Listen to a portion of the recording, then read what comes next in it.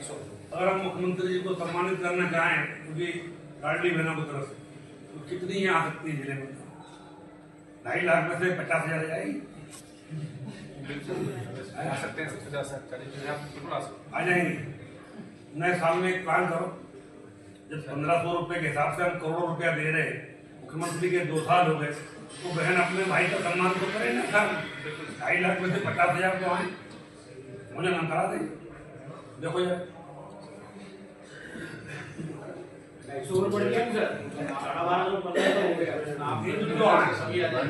जो आएंगे उनके डायरेक्ट बना देंगे। ये जो बयान आपने अभी सुना मध्य प्रदेश के कैबिनेट मंत्री विजय शाह का था, जो काफी सुर्खियों में रहा, जिसमें उन्होंने लाडली बहना योजना को लेकर बड़ा बयान दिया था। वहीं बीजेपी आगामी 3 वर्षों में महिलाओं को साधने के लिए एक डिटेल रोड मैप तैयार कर रही है। पार्टी की योजना है कि 2027 तक होने वाले निकाय चुनाव तक लाडली बहना योजना की राशि बढ़ाई जाए और फिर विधानसभा चुनावों तक इसे 3,000 रुपए तक पहुंचाया जाए। सूत्रों से मिली जानकारी के अनुसार सरकार महिलाओं के लिए एक और नई स्कीम लॉन्च करने की तैयारी कर रही है, जो 60 साल से अधिक उम्र की महिलाओं को लाभान्वित करेगी। हालांकि इस योजना में महिलाओं को कितनी राशि मिलेगी, इस पर अभी विचार जारी है। इसके अलावा महिलाओं के स्वयं सहायता समूहों को भी सशक्त करने की योजना बनाई जा रही है। दरअसल भारतीय राजनीति में अब महिलाएं एक नई पावर सेंटर के रूप में उभर कर सामने आई हैं। मध्य प्रदेश, महाराष्ट्र, दिल्ली के बाद अब बिहार चुनाव में भी महिलाओं के लिए बनी योजनाएं एक गेम चेंजर साबित हुई हैं।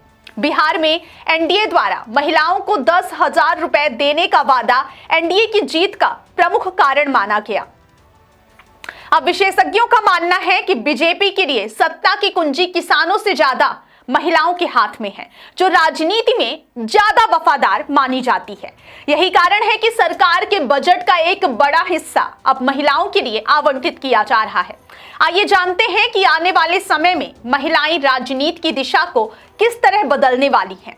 मध्य प्रदेश सरकार ने शीतकालीन सत्र में जो 13,476 करोड़ का अतिरिक्त बजट पेश किया, उसमें लगभग 28% राशि सिर्फ 2 योजनाओं पर केंद्रित थी। लाडली बहना योजना, इस योजना के लिए 1,794 करोड़ का बजट निर्धारित किया गया था। वहीं दूसरी ओर किसानों के लिए समर्थन मूल्य पर खरीदी, इसके लिए 2,001 करोड़ की व्यवस्था की गई। जब हम कुल बजट का विश्लेषण करते हैं तो यह स्पष्ट होता है कि महिला एवं बाल विकास का कुल बजट 1.23 लाख करोड़ है, जिसमें से 49,573 करोड़ सीधे तौर पर योजनाओं पर खर्च हो रहे हैं। इसका सबसे बड़ा हिस्सा लाडली बहना योजना पर खर्च हो रहा है, जिसके लिए 22,000 करोड़ की राशि आवंटित की गई है। यह राशि प्रदेश की 1.26 करोड़ महिलाओं के बैंक खातों में हर महीने सीधे पहुंचाई जाती है। इसके अलावा लाडली लक्ष्मी योजना और अन्य महिला केंद्रित योजनाओं पर भी खर्च किया जा रहा है।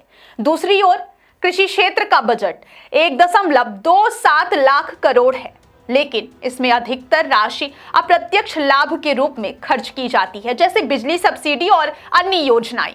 महिला योजनाओं में सीधे नगद हस्तांतरण यानी डीबीटी किया जाता है, जिससे इसका प्रभाव कहीं अधिक व्यक्तिगत और राजनीतिक रूप से प्रभावशाली होता है। अब बात करते हैं लाडली बहना योजना के राजनीतिक प्रभाव की। State bank of India SBI की एक रिपोर्ट ने इस योजना को मध्य प्रदेश में बीजेपी की जीत का सबसे बड़ा और निर्णायक कारण बताया है। रिपोर्ट में 2 प्रमुख बिंदु थे, गेम चेंजर इफेक्ट और दूसरा महिला मतदाता का भविष्य। आपको बता दें कि गेम चेंजर इफेक्ट, जिन सीटों पर जीत का अंतर 10,000 वोटों से कम था, वहां बीजेपी की जीत की संभावना सिर्फ 28% थी, लेकिन लाडली बहना प्रभाव के कारण यह संभावना 100% हो गई। महिला मतदाता का भविष्य, रिपोर्ट में यह भी भविष्यवाणी की गई है कि 2029 के बाद भारत के चुनावों में महिला मतदाता निर्णायक भूमिका निभाएंगी। चुनाव आयोग के आंकड़ों के मुताबिक 2018 में जहां महिला मतदान 74.03% था, वहीं 2023 में बढ़कर 76.03% हो गया। यह 2% की वृद्धि उन सीटों पर निर्णायक साबित हुई जहां जीत और हार का अंतर कम था। एक दिलचस्प आंकड़ा यह है कि लाडली बहना योजना के लाभार्थियों में से 81% महिलाओं ने बीजेपी को वोट दिया, जबकि जिन महिलाओं को यह लाभ नहीं मिला उनमें से 53% ने कांग्रेस को वोट दिया।